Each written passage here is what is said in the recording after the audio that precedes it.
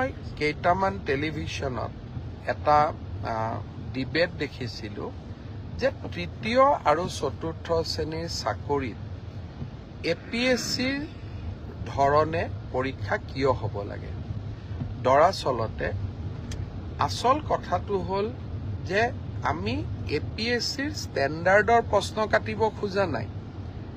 APSCৰ ধৰণৰ পৰীক্ষা তাৰমানে প্ৰথম প্ৰিলিমছ হ'ব, তাৰপিছত মেইনছ হ'ব আৰু তাৰপিছত আমাৰ ভাইবা হ'ব। কিন্তু পৰীক্ষাৰ প্ৰশ্নৰ ষ্টেণ্ডাৰ্ড চতুৰ্থ শ্ৰেণীৰ কাৰণে APSCৰ দৰে নহয়। পৰীক্ষাৰ প্ৰশ্নৰ ষ্টেণ্ডাৰ্ড মেট্ৰিকৰ দৰে হ'ব, হায়াৰ ছেকেণ্ডেৰীৰ দৰে হ'ব।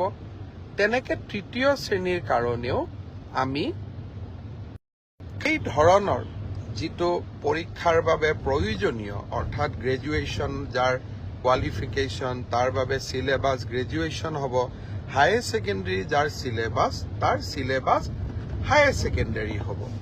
কিন্তু আমি এটা প্ৰস্তাৱ দিছিলোঁ যে এইবাৰ ADREৰ পৰীক্ষা প্ৰিলিমছ হওক, মেইনছ হওক আৰু ইণ্টাৰভিউ হওক। কিয় কৈছিলোঁ আপোনালোকে জানি আচৰিত হ'ব যে ৭,০০০ পোষ্টৰ ভিতৰত এটা পোষ্ট আছে যাৰ কোৱালিফিকেশ্যন হায়াৰ ছেকেণ্ডেৰী আৰু সেই শিতানত ৩,৭০০ পোষ্ট আছে। তাৰ বিপৰীতে 11 লাখ ল'ৰা ছোৱালীয়ে আবেদন কৰিছে।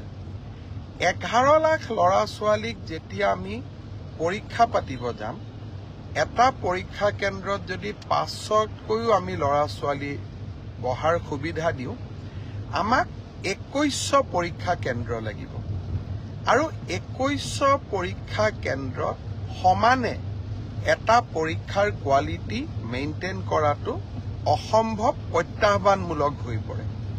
যেতিয়া আমি 2100 পৰীক্ষা কেন্দ্ৰত আমি পৰীক্ষা পাতিম, কৰবাত ইনভেজিলেটৰজন ইমান ভাল কোৱালিটিৰ নহ'ব পাৰে, কৰবাত লিকেজ থাকিব পাৰে, কৰবাত চাকৰিত ইজনে সিজনক সহায় কৰাৰো অভিযোগ থাকিব পাৰে। যদি আমি প্ৰিলিমছত এই অভাৱ বা অভিযোগ যিসমূহ থাকিসমূহৰ পৰা আমি যেতিয়া প্ৰিলিমছৰ পৰীক্ষাৰ ফলাফল দিম, প্ৰিলিমছত 1 লাখ ল'ৰা ছোৱালীয়ে পাছ কৰিব আৰু 1 লাখ ল'ৰা ছোৱালীক আমি যেতিয়া মেইনছ পৰীক্ষা পাতিম, তেতিয়া তাত পৰীক্ষাৰ কোৱালিটিটো আমি খুব সূক্ষ্মভাৱে মেইনটেইন কৰিব পাৰিম। অৰ্থাৎ শেষলৈ গৈ যোনে চাকৰি পাব, তাত কোনো ধৰণে কোনো কেণ্ডিডেটে কম্প্ৰমাইজ কৰি চাকৰি পোৱাৰ সুবিধা নাথাকে। সেইকাৰণে UPSCৰ পৰীক্ষাই হওক, APSCৰ পৰীক্ষাই হওক, তিনিটা তৰপত পৰীক্ষা পাতে। পৰীক্ষাৰ প্ৰশ্ন কাকতবোৰ APSC UPSCৰ দৰে নহয়। দুজন মানে কৈ আছে চতুৰ্থ শ্ৰেণীৰ কাৰণে APSCৰ দৰে পৰীক্ষা কিয় হ'ব লাগে। চতুৰ্থ শ্ৰেণীৰ ইণ্টাৰভিউত APR জনে ক্লাছ 10ৰ ষ্টেণ্ডাৰ্ডে পৰীক্ষাৰ প্ৰশ্নৰ উত্তৰ দিব। কিন্তু প্ৰিলিমছ আৰু মেইনছৰ মাজেদি যেতিয়া সৰকি আহিব, তেতিয়া চাকৰি যোগ্যজনে পাব। মোৰ এটাই লক্ষ্য আছিলে যে চাকৰি যাতে যোগ্যজনক বাদ দি আন কোনোৱেও নাপায়। কাৰণ চৰকাৰী চাকৰি যোগ্যতাৰ আধাৰত হ'লে আমাৰ ছাত্ৰ ছাত্ৰীসকলৰ শিক্ষা ব্যৱস্থাৰ ওপৰত আস্থা উভতি আহে। যোৱাবাৰ আমাৰ এটা পৰীক্ষাত কেণ্ডিডেট আছিল 6 লাখ। এইবাৰ এটা পৰীক্ষাত হ'ব আমাৰ কেণ্ডিডেট 11 লাখ। প্ৰিলিমছ মেইনছৰ মাজেদি আমি আহিলে আমাৰ বহুখিনি চেক এণ্ড বেলেঞ্চ আমি কৰিব পাৰিলোহেঁতেন। কিন্তু যি নহওক, মই বিশ্বাস কৰোঁ যে চৰকাৰৰ সিদ্ধান্ত যিমান হওক আমি বিতৰ্কৰ ঊৰ্ধত ৰাখিব লাগে। দুই এজন ৰাজনৈতিক দলেই হওক বা আমাক বেয়া পোৱা দুই এজন ব্যক্তিয়ে হওক, চৰকাৰৰ প্ৰতিটো কথাতে তেওঁলোকে বিতৰ্ক হোৱাটো বিচাৰে। আৰু বিতৰ্কৰ পৰা তেওঁলোকৰ যে কিবা লাভ হয় এনেকুৱা নহয়।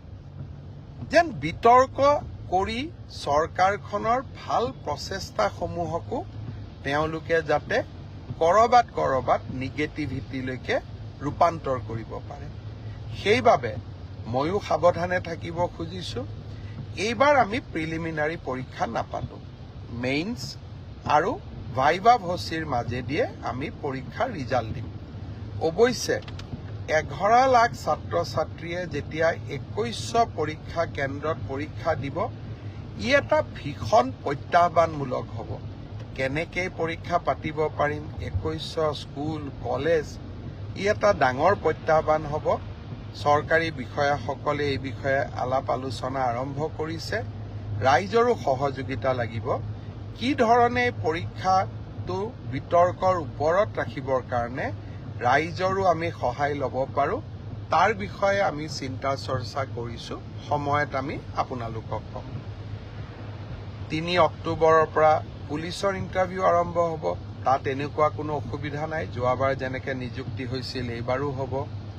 আৰু শিক্ষকৰ নিযুক্তিৰ ক্ষেত্ৰতো আমি ইতিমধ্যে ব্যৱস্থা আৰম্ভ কৰিছোঁ আৰু ইয়াতো বহুত বেছি বিতৰ্কৰ অৱকাশ নাই। আৰু এইবিলাকত নিশ্চিত কোৱালিফিকেশ্যন লাগে কাৰণে কেণ্ডিডেটৰ সংখ্যাও কম।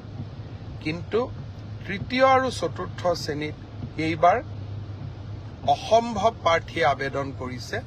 সৰ্বমুঠ 18 লাখ আবেদন এই 14,000 পোষ্টৰ কাৰণে আমাৰ ওচৰলৈ আহিছে। যি কি নহওক, দুই এজনে সুধি আছে যে চিলেবাছ কেতিয়া দিব। মই অহা পৰহি বা মেক্সিমাম 4 দিনৰ ভিতৰত চিলেবাছ দুখন প্ৰকাশ কৰিবৰ বাবে মই ৰিক্ৰুটমেণ্ট কমিশ্যনক নিৰ্দেশ দিছোঁ।